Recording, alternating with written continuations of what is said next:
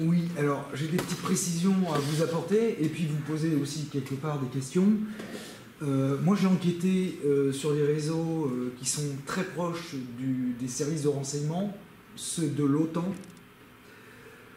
ceux des Français qui prennent des positions et des ordres au niveau supra-européen, voire même d'obédience de Washington.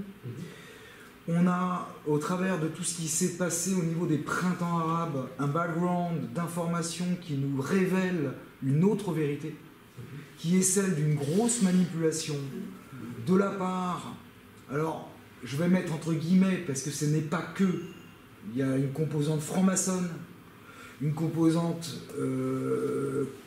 atlantiste par le grand capital, les banques, les réseaux et attenant aussi au MIC américain, le militaro-industriel complexe, sur l'emprise européenne, de vouloir monter, et on le retrouve historiquement dans le document d'Albert Pike, qui montre bien un plan, un agenda, qui est, dans un premier temps, à l'issue de la Seconde Guerre mondiale, petit à petit, avec la construction européenne via des agents de la CIA comme Monet et Schuman, d'avoir installé, distillé une supranationalité européenne sur et par-dessus la France, les GOPÉ en étant...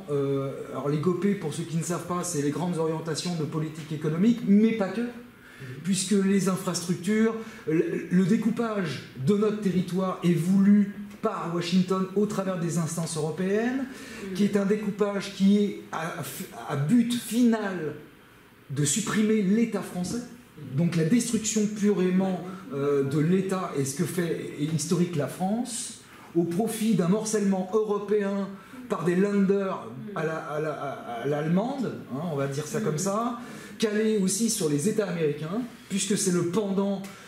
Tous les textes fondateurs, Schuman et Monet, ont calé par une domination de Washington à vouloir faire un copier-coller de la Constitution américaine sur celle de l'Europe, et que derrière ça, de mes propres enquêtes et de tout ce que j'ai pu fouiller, qu'on retrouve un peu dans pas mal de canaux, on retrouve, oui, si on reprend l'historique du dernier gouvernement de Hollande, à savoir... Al-Nostra fait du bon boulot. Des faits, toutes les vagues d'attentats que vous avez relatées, des faits troublants, et quand je dis troublant, c'est plus que troublant, où on voit la patte des services de l'OTAN, du renseignement, qui sont derrière, qui sont rattachés à des sociétés secrètes, à la franc-maçonnerie et d'autres, Skull and Bones, réseau Gladio, qui est toujours encore existant malgré, pour faire tampon avec la Russie et l'avancée redoutée à l'époque de la descente du communisme. Tout ça faisant une mouvance pluripartisane, pluricourant, qui vise à détruire de l'intérieur l'ensemble des pays européens au même titre que la France. Que effectivement la question de l'islam est un islam dévoyé par les frères musulmans, qui n'est pas le vrai islam, qui est un ersatz. Il faut revenir sur historiquement un mélange de nazisme en 1917, voir et étudier la création des frères musulmans en Égypte avec des compromissions type nazi, et des techniques qu'ils ont pris aussi chez les Russes type KGB pour être efficaces. Donc fabriquer une pseudo-religion qui n'en est pas une, qui va prendre le pas sur les autres courants de l'islam traditionnel, on va dire normal, positive, et qui avec le temps a été complètement dévoyé, et on le voit avec tout ce qui s'est passé, et on voit le club Arabie Saoudite, Qatar qui a changé de camp, qui commence à avoir des vues avec des traités par rapport avec l'Iran, et ça n'a pas plu aux autres. Il y a eu les purges récentes. On voit bien que l'ancienne alliance qui a marché avec les États-Unis, Israël, on retrouve beaucoup d'intérêts communs d'une force multi-pays dont l'Europe est concernée, les USA sont concernés, Israël est concerné, Qatar, Arabie Saoudite. On les a retrouvés dans l'affaire de Deir ez-Zor en Syrie, ou un PC, et de toute façon on a les informations là-dessus.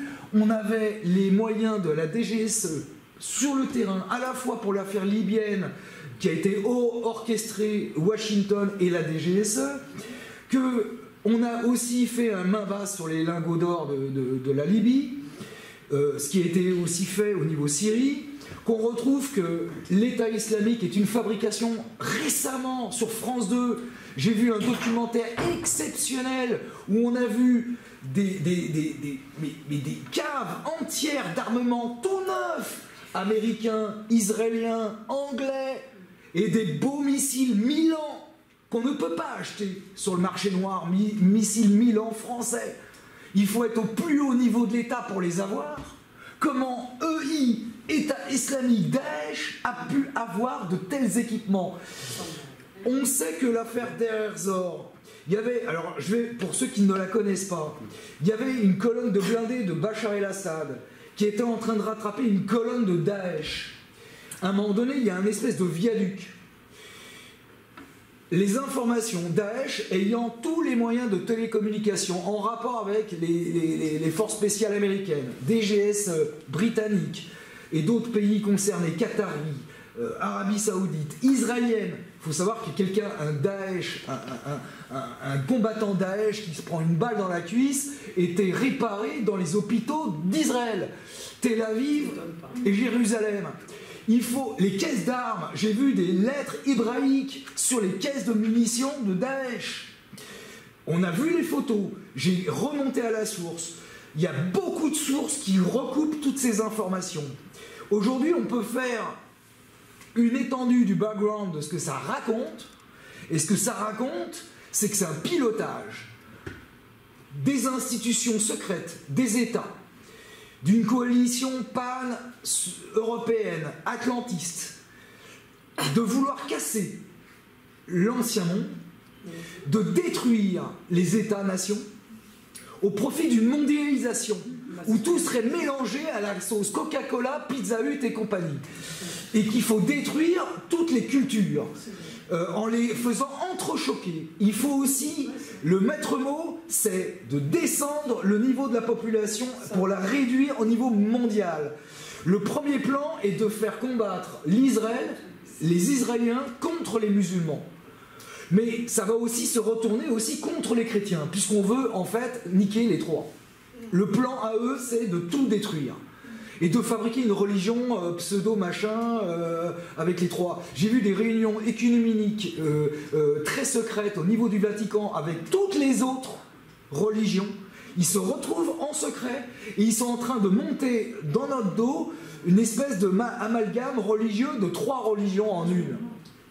Mais pour revenir sur la composante armée, la composante politique est derrière. Deir ez-Zor, qu'est-ce qui s'est passé ? Oui, je vais finir là-dessus. Deir ez-Zor, donc il y avait un viaduc. Daesh était en train de fuir. Bachar el-Assad, son convoi avec des chars et des blindés, commençait à courir après. Il y avait ce viaduc.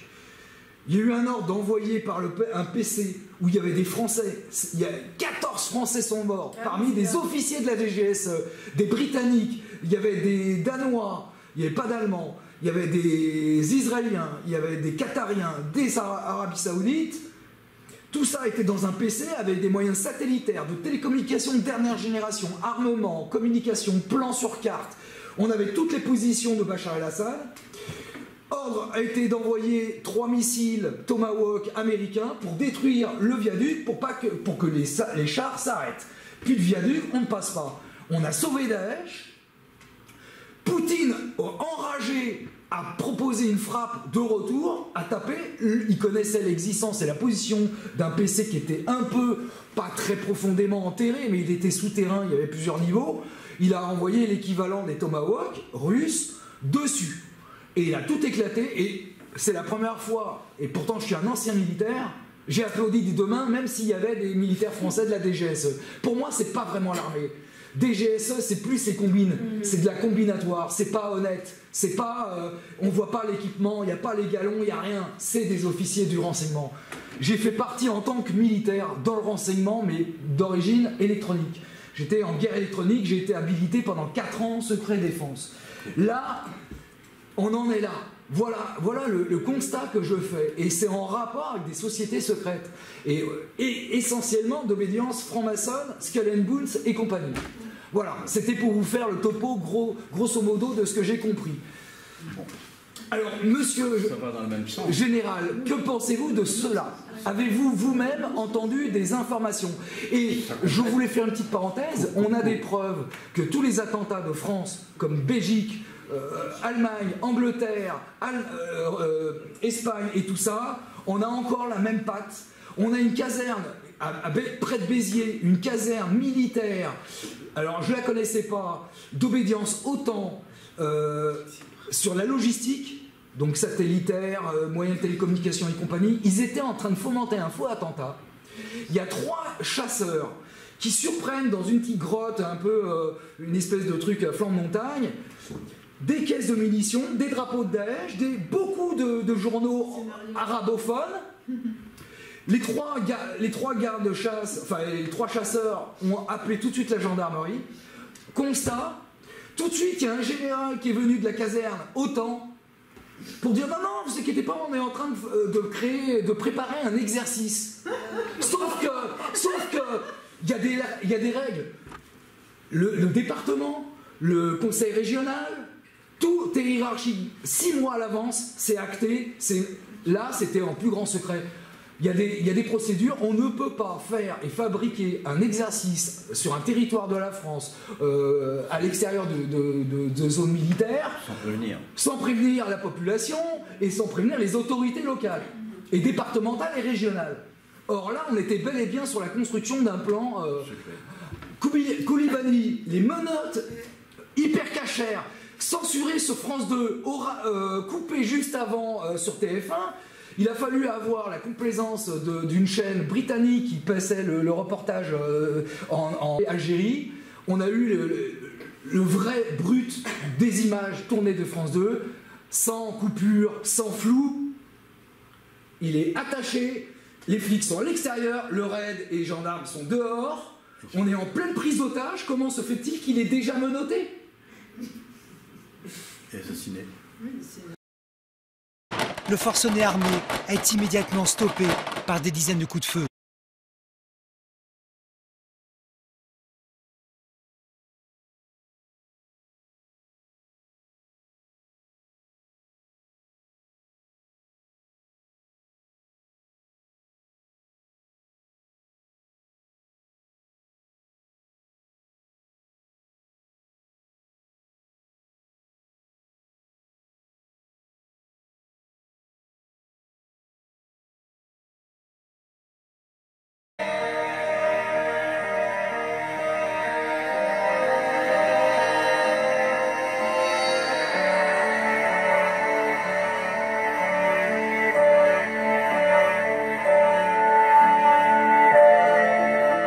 Et puis toutes les irrégularités sur tout.